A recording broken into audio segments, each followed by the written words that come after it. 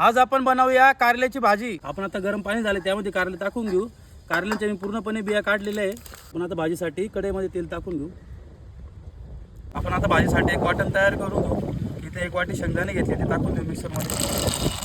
हळद, काश्मीरी लाल मिरची पावडर, गरम मसाला, धना पावडर, किचन किंग, घरगुती काळा मसाला, जिरं, मोहरी, जिरं की लाल मिर्च, बारीक चॉप केलेला कांदा। कांदा आपण व्यवस्थित परतून घेऊ। अद्रक लसूण पेस्ट तोपर्यंत कारले आपण जे वाटण तयार केलं होतं ते टाकून घेऊ।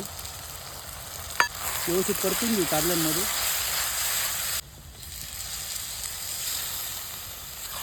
व्यवस्थित मिक्स करून घेऊ।